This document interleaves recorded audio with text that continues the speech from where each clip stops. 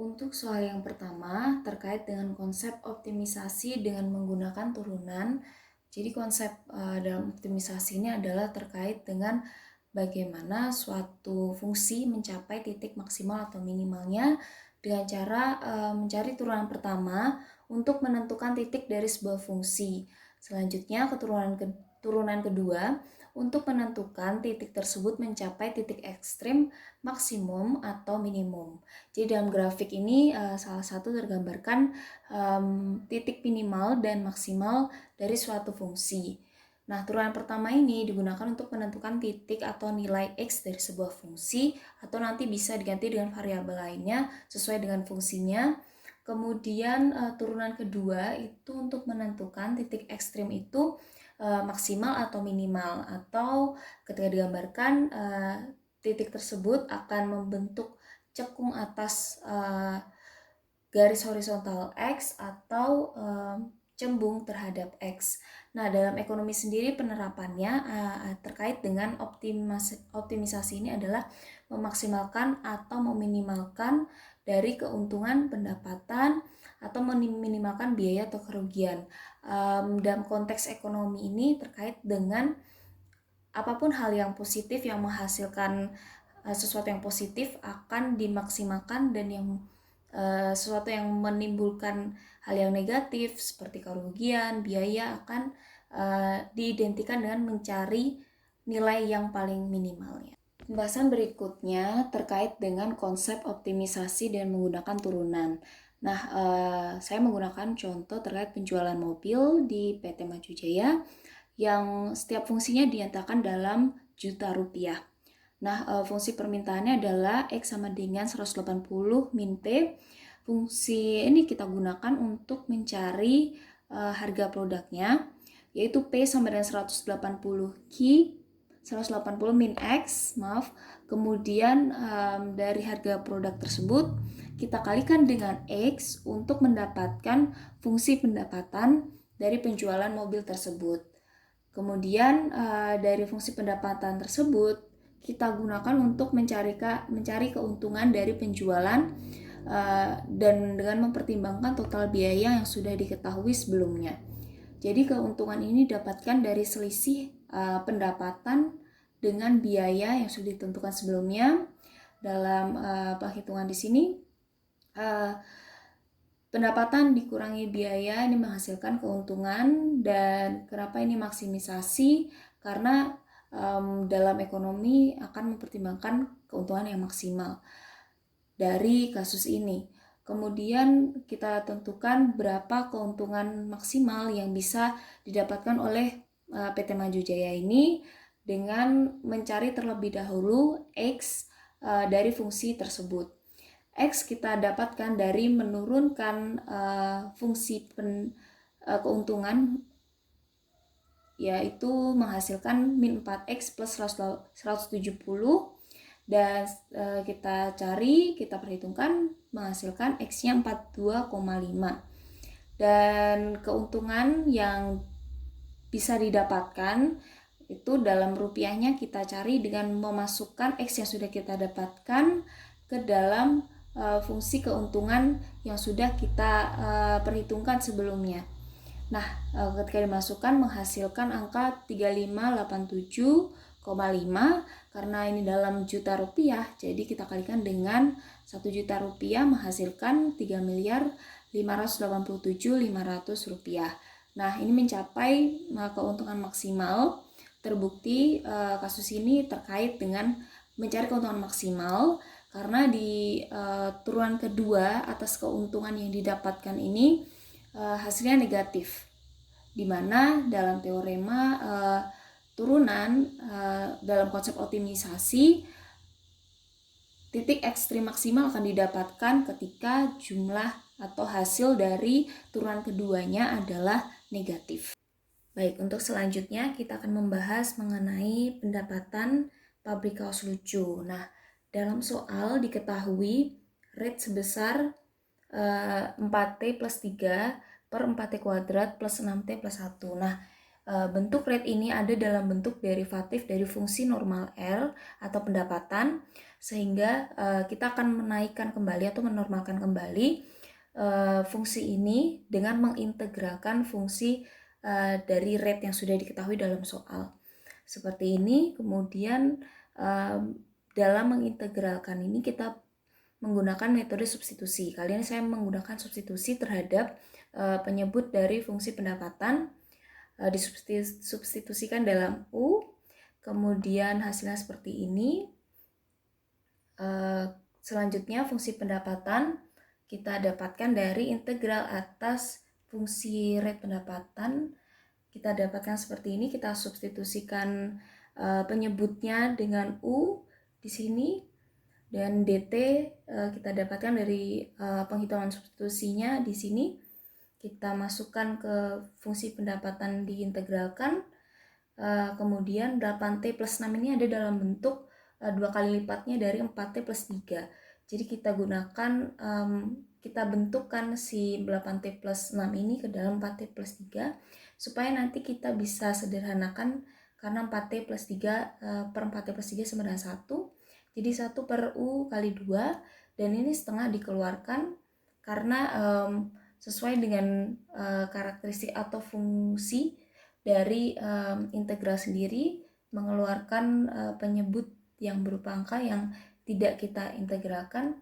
Kemudian kita integralkan seper U du, hasilnya seperti ini, setengah ln U plus C.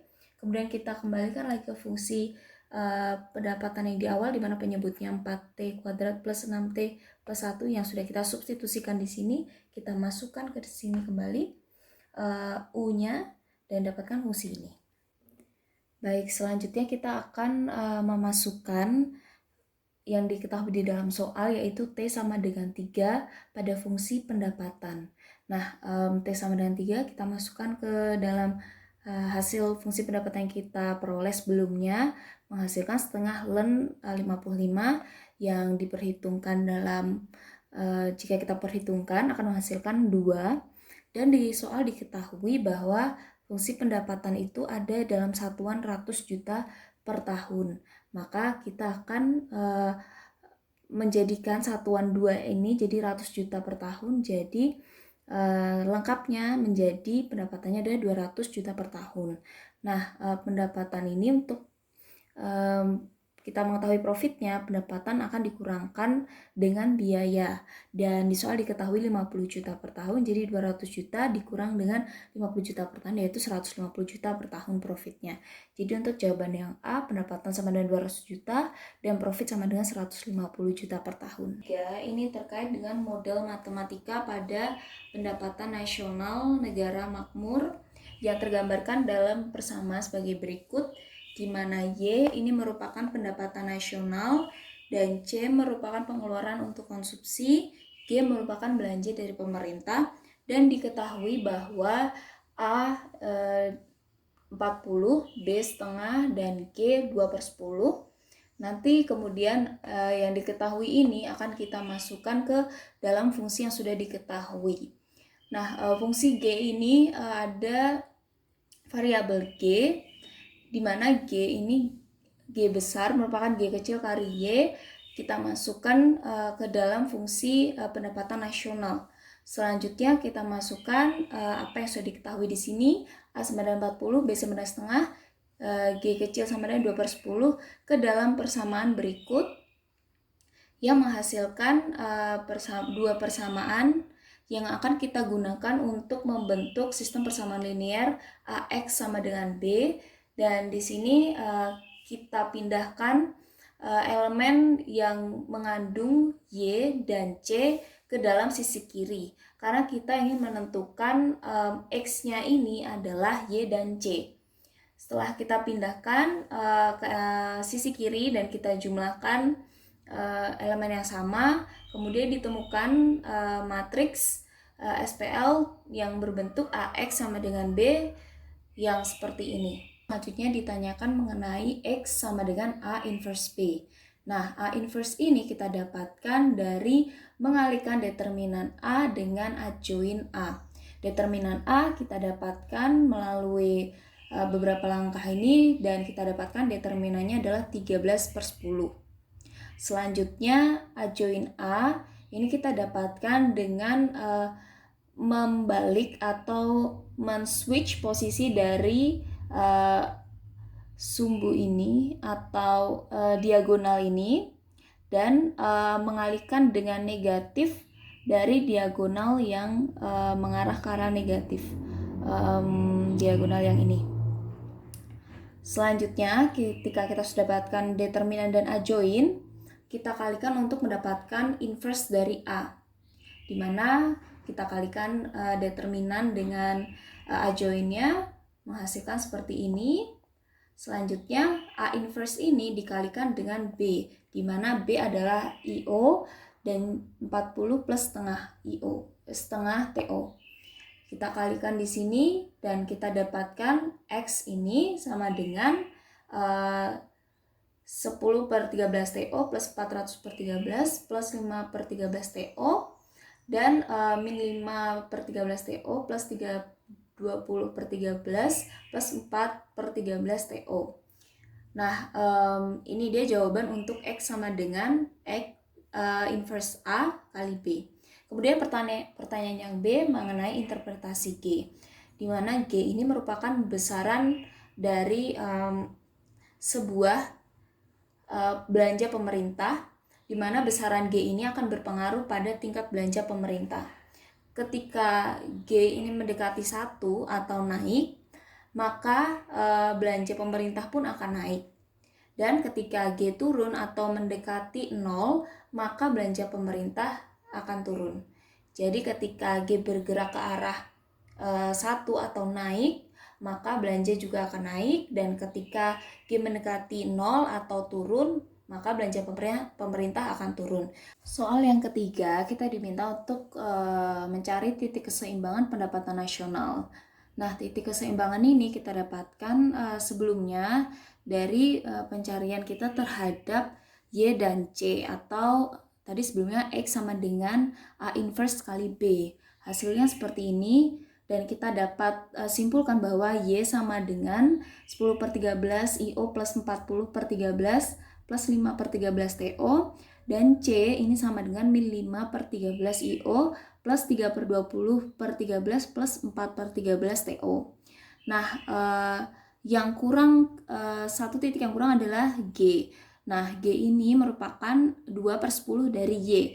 Maka kita kalikan 2/10 ini pada titik Y yang sudah kita temukan sebelumnya, dan dengan proses penghitungan kita temukan titik G seperti ini, dan dapat kita simpulkan ini 3 titik di keseimbangan pendapatan nasional, yaitu Y, C, dan G sebagai berikut sesuai dengan yang kita cari sebelumnya.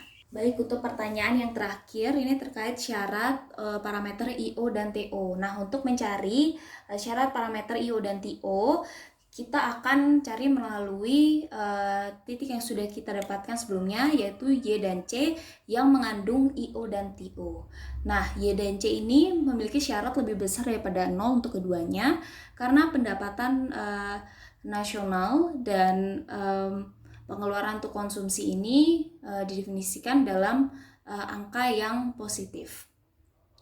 Kemudian Y lebih besar daripada 0, ini kita masukkan titik yang sudah kita dapatkan sebelumnya. Kemudian ini dipindahkan ruas 400/13.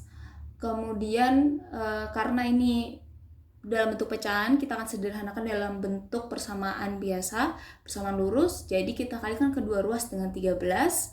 Dan sama halnya dengan yang C yang lebih besar daripada 0, kita masukkan persamaan yang sebelumnya kita dapatkan, dan kita pindahkan ruas 320/13 menjadi negatif, dan kedua ruas kita kalikan dengan 13 untuk menyederhanakan bentuknya.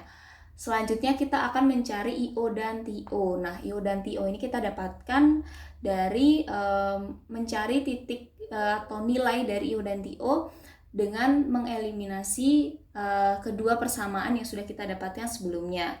Nah, di sini persamaan kedua dikalikan kedua karena kita ingin mendapatkan berapa nilai TO. Jadi kita ingin mengenolkan IO dengan cara mengalihkan 2, karena nanti kita jumlahkan 10 ditambah negatif 10 ini jadi 0. Dan kemudian 13 TO, ini kita hasilkan 5 TO plus 8 TO sama dengan 1040. Kita bagikan dari 13, jadi hasilnya minus 80. Nah, nilai TO minus 80 ini kita masukkan ke dalam persamaan yang sebelumnya, yaitu TO sama dengan negatif 80. Dimasukkan ke persamaan awal menjadi 10 TO sama dengan 0, maka IO ini IO, maka 10 IO ini sama dengan 0 dan IO ini sama dengan 0, sehingga syarat parameter IO dan TO adalah IO lebih besar daripada 0 dan TO lebih besar daripada negatif 80.